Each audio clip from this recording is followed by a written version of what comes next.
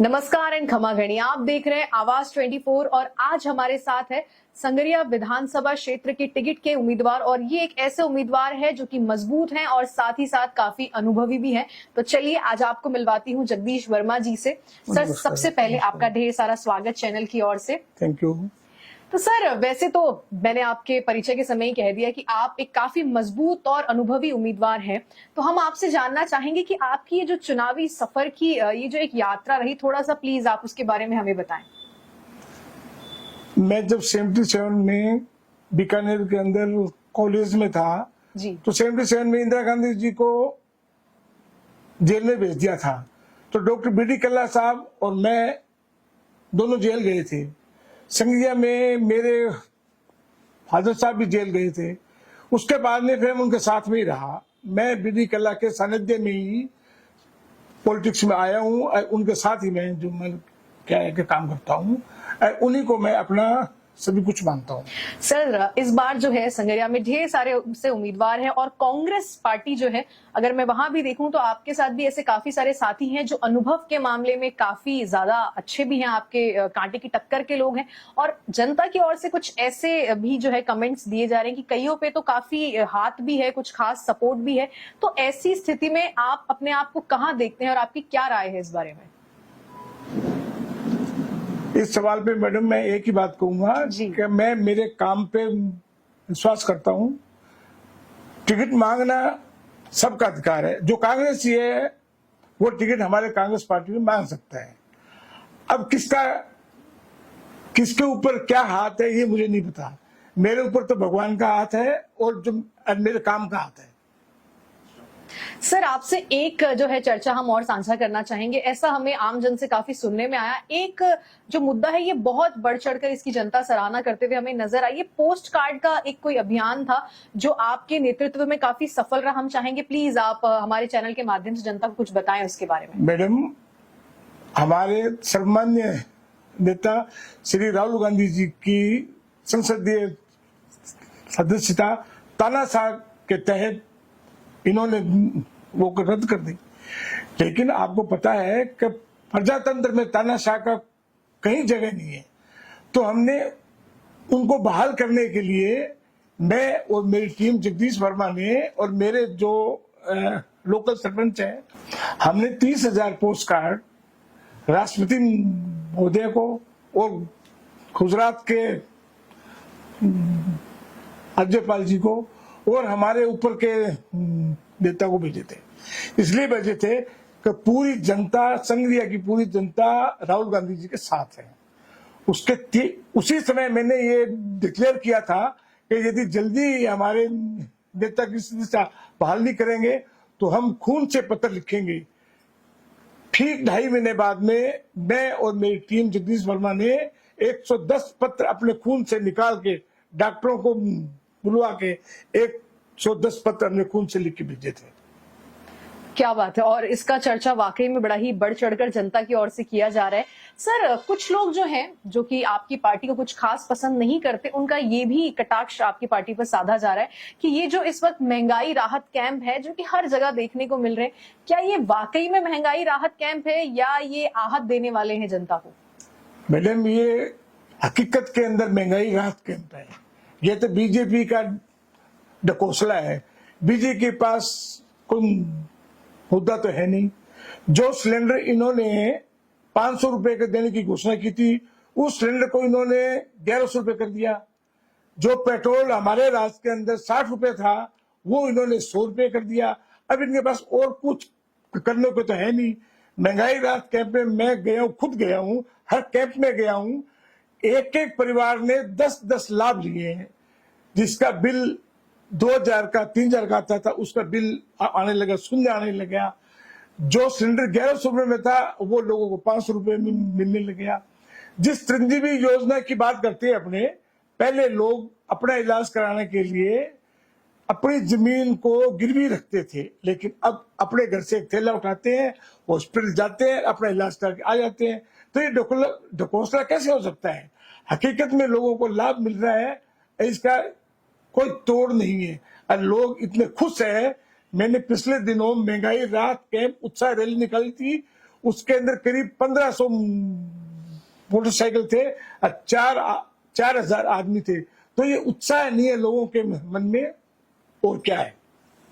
तो सर, जहां आपके ही बातों में अभी बीजेपी का जिक्र आया है, तो मैं आपसे एक जो है सवाल और करना चाहूंगी कि अभी कुछ ही दिनों पहले बीजेपी वालों ने बढ़ चढ़कर एक रैली निकाली जिसका नाम था परिवर्तन रैली। तो इसके बारे में आपका क्या ख्याल है? देखिए मैडम, नाम तो उन्होंने रख लिया परिवर्तन यात्रा, लेकिन उनसे ये पूछने का सवाल है कि वो परिवर्तन क्या करना चाहते हैं। हमने चिरंजीवी योजना के अंदर 25 लाख रुपए दिए, क्या वो उसको वापस पास करेंगे क्या? हमने 1100 का सिलेंडर 500 में देना शुरू किया, क्या उस सिलेंडर को वापस 1100 में करेंगे? ये सब ढकोसला है। कोई परिवर्तन, नाम क्या परिवर्तन करेंगे? जनता तो हमें चाह रही है, जनता तो कांग्रेस के राज को रिपीट करना चाह रही है। अब ले लो, जैसे ही गोगा मेडी से आपने देखा होगा बीजेपी के 5 नेता एक साथ में थे वहां पे, यहां आते आते 2 रह गए। यहां हमने, कांग्रेस पार्टी ने, हमारे 24 उम्मीदवारों ने एक साथ अर्जी लगाई थी, हमने सबने एक साथ लगाई। टिब्बी के अंदर हमने, हमारे नौशाद साहब आए थे, उनके साथ मंच पे 24 के 24 कैंडिडेटों ने मंच साझा किया। उनकी यात्रा के अंदर देखे, कोल्ला, शेरगढ़, हथनपुरा चौकी, फिर ये यहाँ पे कोई 20 डेरे थे। तो वो कह रहे हैं कि इनके अंदर फूट है। अरे आप में फूट क्या है? वो आपकी फूट तो जनता देख रही है भाई, आप में है क्या? इसके अलावा कुछ भी नहीं है।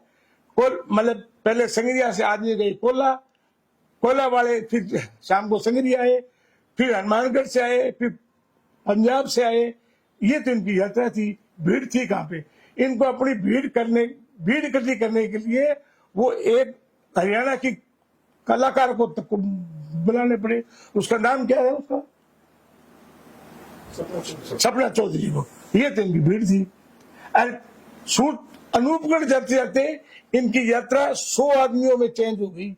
वहां उनको 100 आदमी नहीं मिले। ये है हमारी कांग्रेस सरकार के साथ में जनता का प्रेम और जनता का मोह। तो सर, जनता को कहीं जो है ऐसा भी नजर आ रहा है कि काफी सारी ऐसी योजनाएं हैं जो कि कांग्रेस ने इस वक्त लागू की है, जिससे वाकई में काफी सारे लोग उसका फायदा भी उठा पा रहे हैं। तो ये कहीं ना कहीं जो है एक अच्छा फैसला हो सकता है कि वोट्स काफी हद तक कांग्रेस के खेमे में आए। लेकिन अगर हम कुछ आंतरिक गतिविधियों की बात करें तो कुछ लोगों का ये भी मानना है कि गहलोत जी और सचिन पायलट जी जो हैं, जो कि दोनों पिछले इलेक्शन में जीतने के लिए एक दूसरे के साथ खड़े थे, उसी की बदौलत अशोक जी अपनी सरकार जो है बना पाए, उनके बीच में इस वक्त थोड़े से कुछ मतभेद नजर आ रहे हैं, ऐसा जनता का मानना है। तो क्या इन मतभेदों की वजह से, जो कि आंतरिक है, खुलकर नजर नहीं आ रहे, इन मतभेदों की वजह से कहीं ना कहीं सरकार बना पाने में इस बार कांग्रेस थोड़ी समस्याओं का सामना कर सकती है? जहां तक अशोक गहलोत की योजनाओं का सवाल है, उन्होंने जो योजनाएं डिक्लेयर की है उन योजनाओं को धरातल पे उतारा है। पूरा प्रशासन को ये इंस्ट्रक्शन थे कि जो हमने गरीब जनताओं के लिए, किसानों के लिए, काश्तकारों के लिए, व्यापारियों के लिए जो भी योजनाएं हमने दी है, उसका मुझे एक टाइम लिमिट दे करके उन्होंने कहा था कि इसका मुझे वो चाहिए, जवाब चाहिए। तो पूरी योजनाएं धरातल पे है। हमारी सरकार 101% रिपीट करेगी। हमारी सरकार में, हमारे नेताओं में कोई अंतर्कलह नहीं है। पहले भी हम साथ थे, अब भी हम साथ हैं। ये सिर्फ और सिर्फ बीजेपी और मीडिया का मानना है। हम बिल्कुल एक साथ में रहते हैं, एक साथ में सारा काम होते हैं। जनता दोनों को चाहती है। और सर, अगला जो सवाल है वो आपको जो लोग सपोर्ट करते हैं, जो आपको आगामी चुनाव में देखना चाहते हैं, बढ़ चढ़कर आपको अपना पूरी तरह से सपोर्ट कर रहे हैं, उनकी ओर से ये सवाल है। मान लीजिए किसी कारणवश आपको पार्टी टिकट नहीं देती है, तो उस स्थिति में आपके जो सपोर्टर्स हैं वो आपको कहाँ पाएंगे? क्या आप जिसे पार्टी टिकट देगी उसके साथ होंगे, या फिर आप किसी और पार्टी के साथ टिकट की मांग करना चाहेंगे? देखो, मैं कांग्रेस को तो छोड़ने का विचार ही नहीं कर सकता, सोच में भी नहीं है। मैंने 45 साल से जिसको भी टिकट मिली है उसके साथ रहा हूं। अभी भी मैं जिसको भी हाईकमान देगा टिकट मैं उसके साथ रहूंगा, मेरे आदमी भी साथ रहेंगे। इसमें क्या बात है, हमारा अंतिम फैसला तो हाईकमान का होता है। जो वो हाईकमान फैसला करेगा वो अच्छा करेगा, वो हर आदमी की कार्यशैली हर चीज को देगा। हमारे यहाँ पे कोई जाति पाति का कोई मामला ही नहीं है। हम यहाँ पे आदमी का महत्व है, अच्छा आदमी बुरा आदमी, यहाँ पे दो ही कैटेगरी है। अच्छे आदमी के साथ में अच्छे आदमी रहते हैं, बुरे आदमी के साथ में बुरे आदमी रहते हैं। जात पात का यहाँ कोई मामला नहीं है। जाट, सिख, ओबीसी, हरिजन सब एक साथ खाना खाते हुए आपको नजर आएंगे। सर, ये जो आपने अभी बात कही कि सब जो है एकजुट होकर रहते हैं, एक भाव से साथ रहते हैं, हम आपकी इस बात से सहमत, और ये भाव होना भी चाहिए। और अगर आपके पिछले कुछ कामों को हम देखें तो उनमें ये वाकई में नजर भी आया है। लेकिन अगर हम आम जन की बात करें, जिनके बीच हम खुद जाकर आए हैं, तो कहीं ना कहीं लोगों का ऐसा मानना है कि इससे पहले संगरिया विधानसभा में जो चुनाव लड़े गए हैं और जो सत्ता रही है वो अधिकतर जाटों और सरदारों की रही है। तो आप इसके बारे में क्या सोचते हैं कि आपका ये जो सबके साथ एक मिलनसार का भाव है, इससे कुछ परिवर्तन होगा? इसमें परिवर्तन तो होगा।